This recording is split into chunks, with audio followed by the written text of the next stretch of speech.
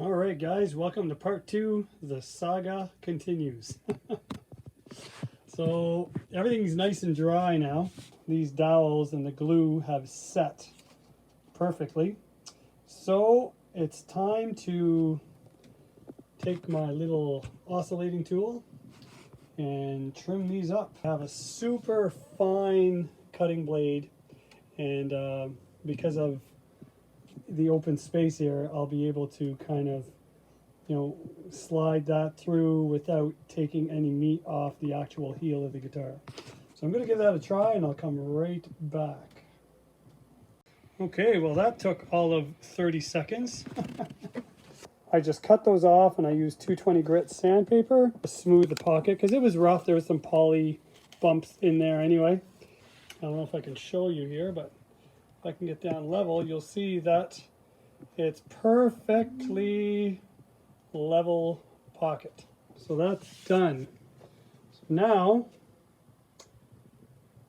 the neck. Okay, neck is done. Once again, nice level heel. Nothing protruding.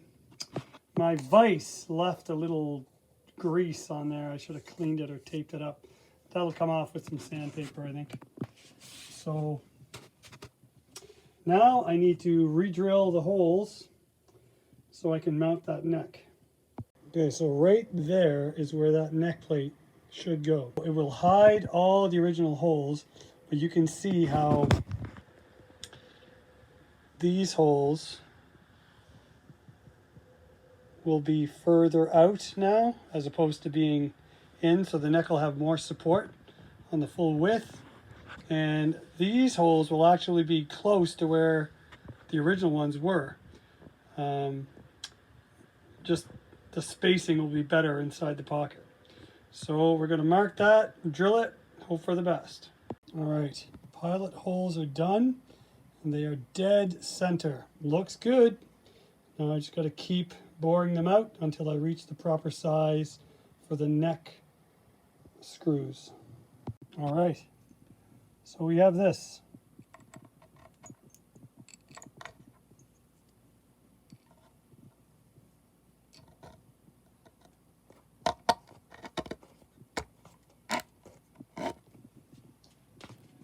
And there you have it, folks. Regular size neck plate is going to look like that. So almost level with the side here. I mean, there's a plastic backing on this metal one, so it looks like the plate's sticking out further than it should be, but it's not really. And then it's about 1/8 of an inch off the top based on my other tellies. Right, there's just a small little space there, about 1/8 of an inch. And these do not have the plastic backing on them. So that's what I went with to measure this one. So, time to line up that neck. So I just made an indentation of where those new screw holes have to go in the neck. And look at that. It's still a little bit off, right? But it's way more centered than they were if you look at the old holes as opposed to the new ones. So that'll be way more stable in the pocket. So I'm just going to drill those out and bolt the neck onto the body and see what we get. Okay, well, here you have it. Neck is on. That's how it's going to look from the front. And I'll just turn it around quickly.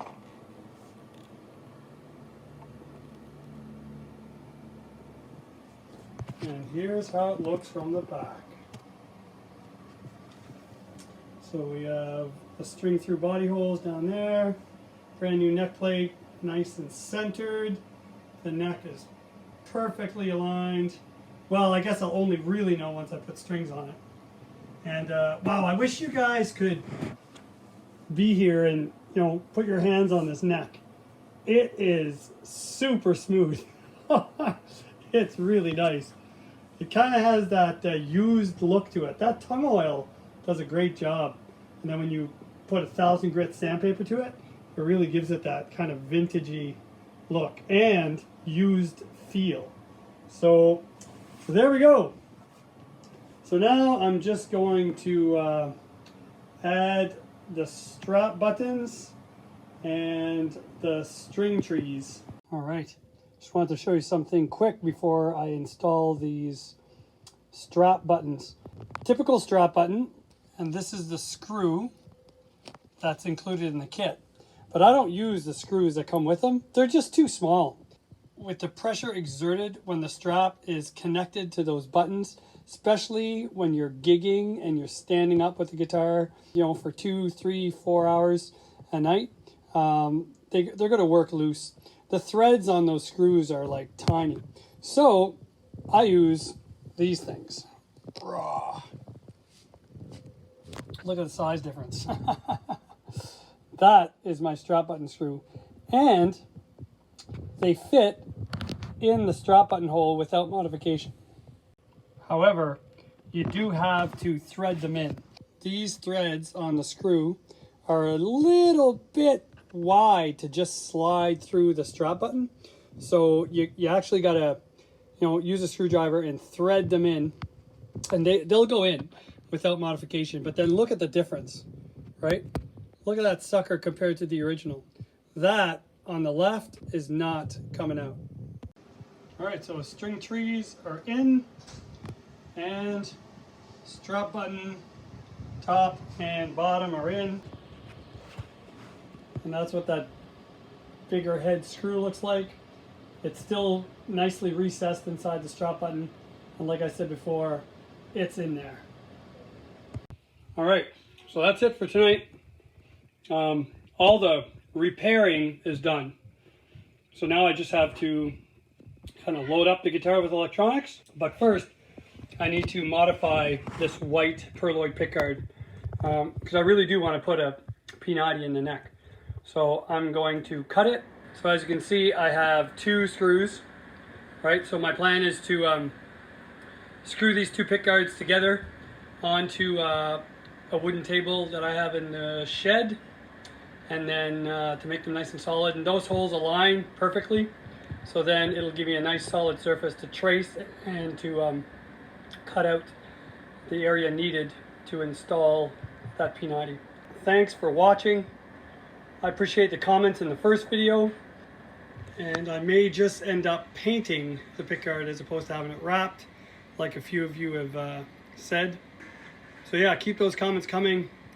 Let me know how well or how bad you think I'm doing, because this is all new to me as it is to you. But it's pretty straightforward work.